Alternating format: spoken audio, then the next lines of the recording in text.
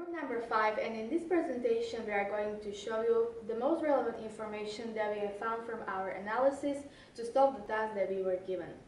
First of all, I would like to talk about the mission, vision and objectives of the company. As you can see, there is missing information in the mission about who are our customers. We will get to this point in other slides. The mission also doesn't contain anything about what business is the company in. Even though we can say it's a houseware industry, it's still too broad. There is a simple answer for a question, why do we do this? By saying for consumers to enjoy everyday life. But in our opinion, this statement couldn't be applied for all brands the company is covering. So in this point, we would like to suggest to create mission, vision and objectives for each brand specifically. Last but not least, there is a good answer for a question, how do we make a difference? By saying we rediscover design classics. Vision should contain information about desired future state of the company, and that's why we find this vision very appropriate. However, we would maybe add some aspiration that would encourage the company in its future steps. Since we weren't able to find any objectives on the company's website, we focused ourselves on the objectives that were presented to us by the vice president of the company.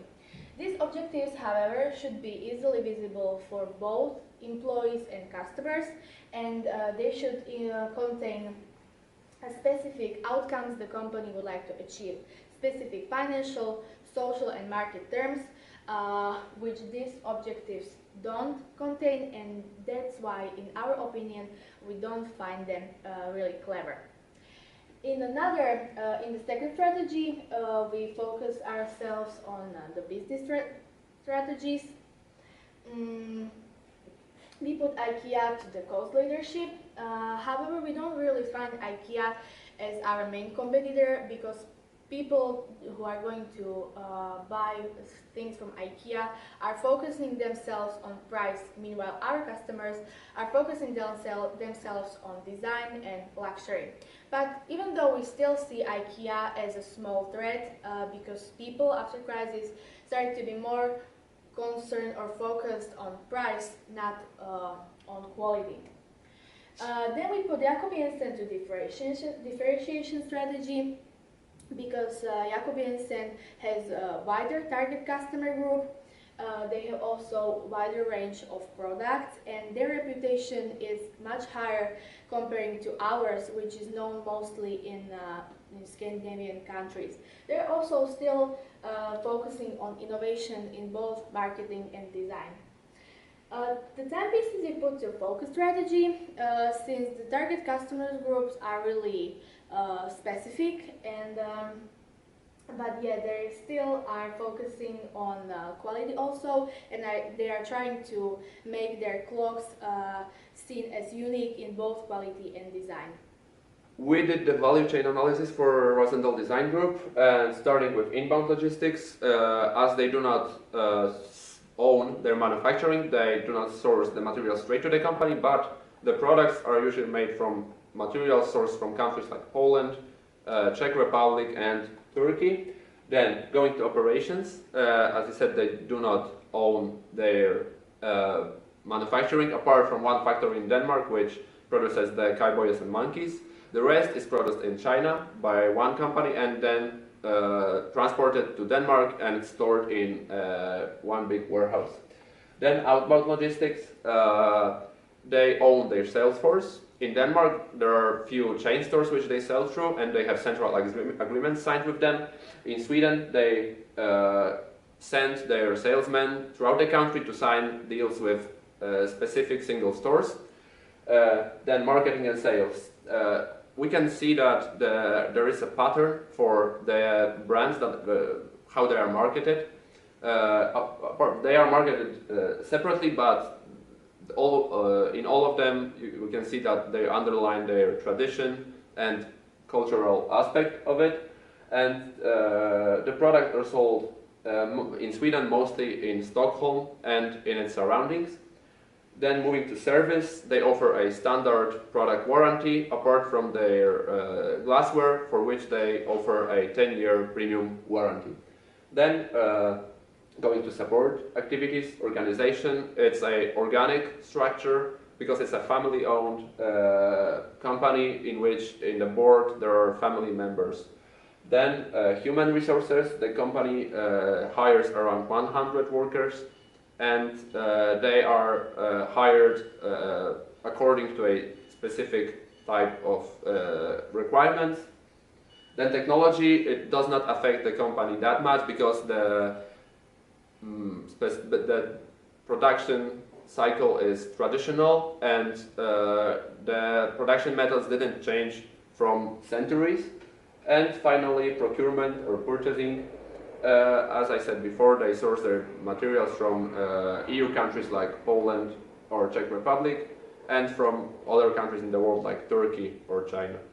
Another analysis was the financial analysis, which we used to describe the financial health of the Roosendaal Design Group. The first indicator we used was the gross profit. We can see that in 2008 they were badly hit by the crisis. But in 2013 there was a big effort to increase the gross profit, and it was actually the first year they were in green numbers. We continued with a debt indicator where we watched the short-term and long-term debt. There is a difference in them. In 2008 they were forced to increase the debt, but we see that their policy is to become more independent of external financing, and since 2008 till 2013 they decreased it by almost 50%. Another part of this graph is the short-term debt.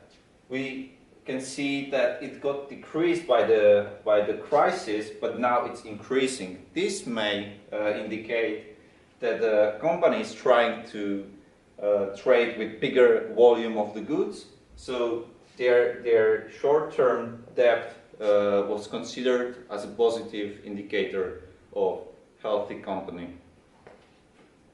The return on investment got decreased by 14%, almost 14% by the hit of the crisis. And we can see that they are still moving around 2%, which is not really good according to inflation ratio, which is higher than this return on investment. So they are not really earning the money. However, due to the depth of the policy, we can say that their objectives were achieved, and their strategy to decrease the long-term debt was successful. SBU portfolio was used to place their product and to find out what potential it has. We tried to define the market share in two different industries. One of them was the homeware industry, another one was the timepieces and jewelry industry. None of them is fitting our product the best, so we made a combination of the numbers, and we think that our product is placed in this part. Due to the numbers, it was a dog, but we think as it is a new product, we can see it in a product life cycle. It was just introduced. We are somewhere here. It's not even growing that much yet, but it is in introduction phase. We would say it's a question mark. So it's got a lot of potential in the future. To analyze the market, we did the segmentation of people in order to define the target segment of timepieces. It made it clear for us that we are aiming at the cultural aware cosmopolitan people with high income. Having done the segmentation, we did pastel analysis and found out that the most important factors are the political, economic and social cultural ones. They have the biggest influence on the company and might also cause the biggest problems. Nevertheless, the other factors are relevant as well. Timepieces, just like every other company, must pay attention to legal forces and environmental matters too. However, right now there is no significant threat coming from these areas. So I had about competitors and the competitive situation. Our main competitors are Jacob Jensen, House Doctor, and Giovanna Alessi. These three groups have the same basic things as we do, where they go into style, they go into a special demographic. We have the same customer target group. But the difference between us and them is that they have a wider range of products. So what they do is not only produce clocks, but they also produce other home decoration items. But when we look at the five forces, we see that there is a low threat of new entry, since it's very difficult to buy one of these old-fashioned designers with a proper history and who's internationally known. That's very expensive. Also, there is a difficult situation when you need to find fabricators and stuff like that to make sure your product is in the same high quality that you need. Supply power is also pretty low, since you can easily replace one factory with another if it doesn't live up to your high standards of production. The buyer power, I would say, is medium-high, since trends can easily change. For an example, right now it's very trendy to have 80s design in your home decor, like Picto, but that can easily change in 5 years to become maybe 19 style or 60s style, as we have just seen earlier. In that way, it would be more difficult to sell Picto if it didn't live up to the daily trend. The threats of substitution are on a medium, since you can substitute it with other interior decor designs, for an example, an exclusive lamp or exclusive rock for the floor, but it wouldn't exactly be the same. But it doesn't have the same substitutability as, for instance, milk or lower priced products. The competitive rivalry is pretty high, since there is an easy chance that a guy who's going out for an Arne Jacobsen clock would maybe take a Jacob Jensen clock, for an example, instead.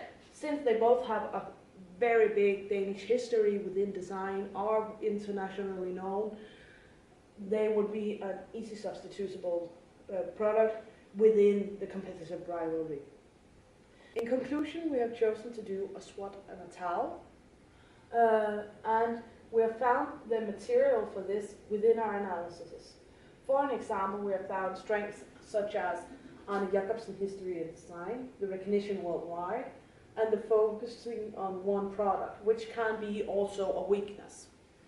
After we did the SWOT, we did the TALs, as you can see here, where we have matched the different strengths, weaknesses, and so on to make new ideas for business strategies. And here are our 4 final potential business strategies ranked from 4th to 1st.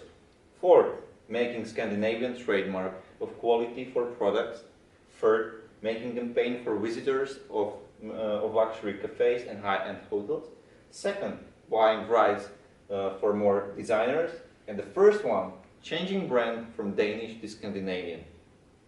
Well, this was our presentation. Thank you for